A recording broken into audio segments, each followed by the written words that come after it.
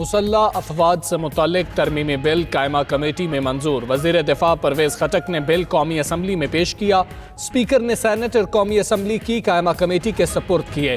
مشترکہ اجلاس میں بلوں کی منظوری دے دی گئی۔ اعظم سواتی کا کہنا ہے کسی رکن نے اختلاف نہیں کیا۔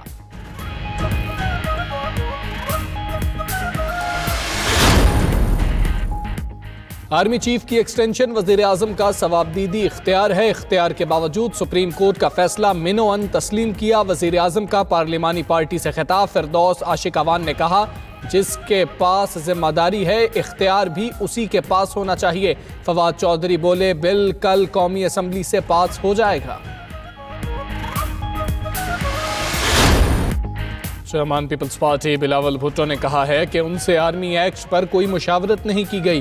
شاید حکومت کو کوئی جلدی ہے، ہمارے بغیر بھی یہ بل پاس کرا سکتے ہیں۔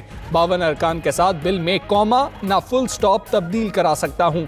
نون لیگ نے حمایت کے فیصلے سے قبل اعتماد میں نہیں لیا۔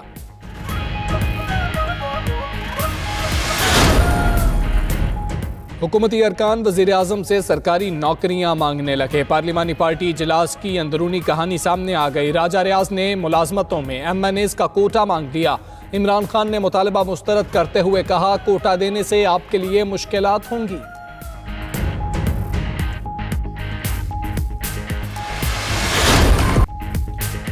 وزیر اعظم نے فیصل آباد میں مدینہ فاؤنڈیشن کے تعاون سے جدید ترین شیلٹر ہوم کا افتتاح کر دیا۔ چیئرمین مدینہ فاؤنڈیشن میاں حنیف نے وزیر اعظم کو بریفنگ دی۔ CEO 92 گروپ میاں رشید بھی ہمراہ تھے۔ پناہ گاہ میں 350 افراد کے رہنے کی گنجائش ہے۔ وزیر اعظم نے علامہ اقبال انڈسٹریل سٹی کا بھی سنگ بنیاد رکھ دیا۔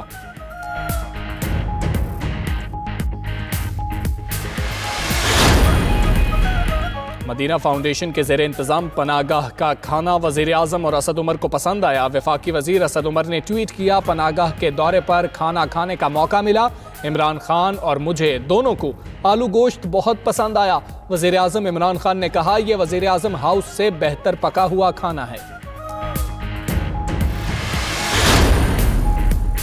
وقت آئے گا جب پاکستان میں تیل کی نہریں بہیں گی۔ وزیر اعظم کا چین کے تجربات سے فائدہ اٹھانے سیاحت اور زراعت کے فروغ کا اعلان۔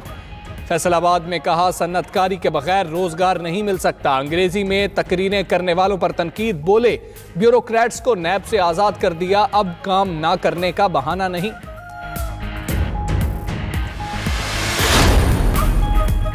FATF کی شرائط پر بھی اپوزیشن کی حمایت درکار۔ FATF ایشیا پیسیفک گروپ کا اجلاس بیجنگ میں 20 جنوری سے 31 جنوری تک ہوگا۔ FATF کی شرائط پوری کرنے کے لیے حکومت کو آئندہ ہفتے قانون سازی کرنا ہوگی۔ اجلاس سے قبل فارن ایکسچینج ریگولیشن ایکٹ میں ترامیم لازمی۔ گیس بحران ختم نہ ہوا، گھروں کے چولہے بدستور ٹھنڈے۔ سندھ بھر میں CNG اسٹیشنز 8 گھنٹے بعد ہی دوبارہ بند۔ فلنگ اسٹیشن پر شہری اپنی باری کا انتظار کرتے ہی رہ گئے۔ پنجاب اور KP میں بھی شہریوں کو شدید پریشانی۔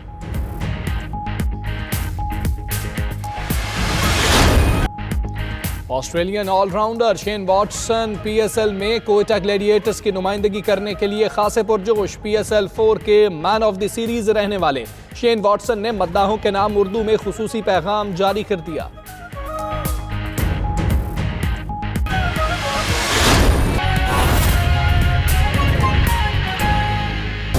پاکستان کی قومی سلامتی کا مسئلہ ہے جس پہ پوری قوم جو ہے وہ متحد ہے۔ قانون میں جو سکم موجود تھا عوام کی بنائی ہوئی پارلیمنٹ کے ذریعے اس کو درست کیا جا رہا ہے۔ پاکستان کے دشمنوں کو یہ معلوم ہونا چاہیے کہ پوری قوم جو ہے افواج پاکستان کے شانہ بشانہ کھڑی ہے۔ یہ سویلین بالادستی کی طرف اہم پیش رفت ہے اور یہ ثابت ہوا ہے کہ قیادت کے اندر اگر ویژن ہو، بصیرت ہو تو وہ ہر چیلنج کو اپرچونٹی میں بدل سکتی ہے۔ آپ اس حقیقت سے آگاہ ہیں کہ ہمارے بارڈرز اور خطے کی صورتحال کشیدہ ہے ऐसी सूरत-ए-हाल में हमें पाकिस्तान की तमाम सियासी जमातों को कौमी मफाद में अपने सियासी मफादात को पसे पुश डालते हुए कौमी मफाद में यकजहती का मुजाहरा करते हुए अपनी अफवाज पाकिस्तान को तक़वियत देनी है। और मैं तमाम सियासी जमातों को, उनके रहनुमाओं को इस अहम जिम्मेदारी को आसान तरीके से अदा करने पे मुबारकबाद देती हूँ। और उन्होंने जिस तरह न सिर्फ इस जिम्मेदारी का मुजाहरा किया बल्कि जो बुर्दबारी दिखाई वो भी काबिल तहसीन है। वज़ीर आज़म इमरान खान साहब की क़यादत में इंशाअल्लाह अदारे मुत्तहिद रहेंगे और ये चूँकि कौमी सलामती और मफाद के साथ जुड़ा इशू है और इस इशू में जो पाकिस्तान का आइन है वो मुल्की दिफा की जिम्मेदारी, आइनी जिम्मेदारी वजीर आज़म को देता है।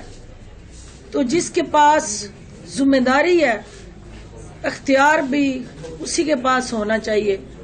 और इस पार्लियामेंट ने इस जमहूरी अमल को, जमहूरी वजीर आज़म की जो अथॉरिटी है उसको आगे बढ़ाया और जिस अंदाज से अथॉरिटी और जिम्मेदारी को यकजा करने की एक ऐसी मिसाल ये पार्लियामेंट कायम करने जा रही है, इससे मुल्क को मजीद मजबूत बनाने में दफाई महाज पे और कौमी मफाद के तहफ़्फ़ुज़ में मदद मिलेगी।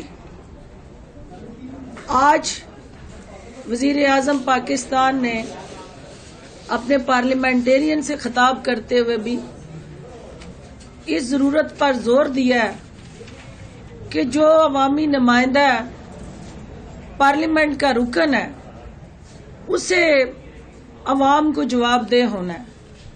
और ये पाकिस्तान की सियासत में जो जवाबदेही का अमल है उसी को मजबूत बना के हर फर्द जो है अवाम के सामने सुरखरू हो सकता है।